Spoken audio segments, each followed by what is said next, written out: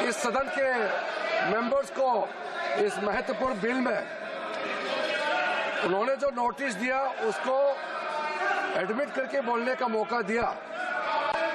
सबसे पहले तो मैं इनका नोटिस क्यों स्टैंड नहीं करते हैं और जो भी पॉइंट्स उन्होंने यहां ऑब्जेक्शन के तौर पर रेज किया यहां उसको एडमिट क्यों नहीं करना चाहिए, मैं संक्षेप में बताना चाहता हूं। उसके बाद जितने भी इश्यूज आज यहां उठाए गए हैं उसको मैं आपके अनुमति से विस्तार से एक एक पॉइंट का मैं जवाब देना चाहूंगा। और मैं ये मानता हूं, विश्वास है कि मेरे बात को ध्यान से सुनने के बाद अंत में इन्होंने जो भी आशंकाएं व्यक्त किए हैं या गलत तरीके से यहां बातें बताया गया है, सब चीज को मैं दूर करूंगा। और मैं सिर्फ उम्मीद ही नहीं, यकीन है कि इस बिल के बारे में सब कुछ जानकारी प्राप्त करने के बाद इस हाउस के जितने मेंबर्स हैं सब इस बिल को समर्थन जरूर करेंगे। सबसे पहले अध्यक्ष महोदय जी, इन्होंने कॉम्पिटेंसी का मुद्दा यहां उठाया। मैं पूरे जिम्मेदारी के साथ आपके माध्यम से सदन को बताना चाहता हूं, इस बिल में जो भी प्रावधान है आर्टिकल 25 से लेकर के 30 तक किसी रिलीजियस बॉडी का जो फ्रीडम है उसमें कोई हस्तक्षेप नहीं किया जा रहा है, ना ही संविधान का किसी भी अनुच्छेद का इसमें उल्लंघन किया गया है। और अब सुप्रीम कोर्ट का एक केस का मैं हवाला देना चाहूंगा, Brahmachari versus state of West Bengal. इसमें सुप्रीम कोर्ट ने क्लियरली रिलीजियस डिनोमिनेशन के बारे में रूलिंग दिया गया है और उस रूलिंग के तहत वक्फ board doesn't fall within the purview of Article 25 and 26 of the Constitution of India.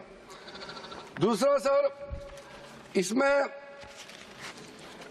हमने जो ब्रॉड बेस किया है, किसी का हक छीनना तो बात छोड़ दीजिए, जिनको हक नहीं मिला है उनको हक देने के लिए ये बिल लाया गया है। इसमें महिलाओं के लिए, बच्चों के लिए और मुसलमान समाज में जो पिछड़े हैं, जिसको आज तक कभी मौका नहीं मिला, जिसको दबा के रखा हुआ है, उनको जगह देने के लिए ये बिल लाया गया है। और सर, संविधान के कंकरेंस लिस्ट एंट्री नंबर 10 और 28 में आज के जो विषय हम लोग चर्चा कर रहे हैं वो एंट्री 10 और एंट्री 28 में ये कंकरेंस लिस्ट में है। इसलिए ये पूरा लेजिस्लेटिव कॉम्पिटेंस इस सदन के पास है, भारत सरकार के पास है इस सदन में ये बिल पेश करने का। अध्यक्ष महोदय जी, जैसे मैंने कहा है, सबका पॉइंट्स को मैंने नोट भी किया, बहुत अच्छी तरह से सबका कंसर्न को भी हमने नोट किया है। मैं बारी बारी से कहना चाहता हूं, सबसे पहले तो सर, ये वक्फ अमेंडमेंट बिल ये पहली बार इस सदन में पेश नहीं किया गया है।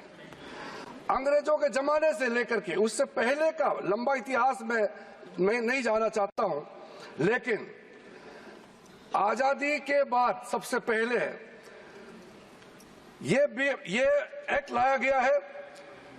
1954 में सबसे पहले ये एक्ट लाया गया था। उसके बाद कई अमेंडमेंट हुए सर।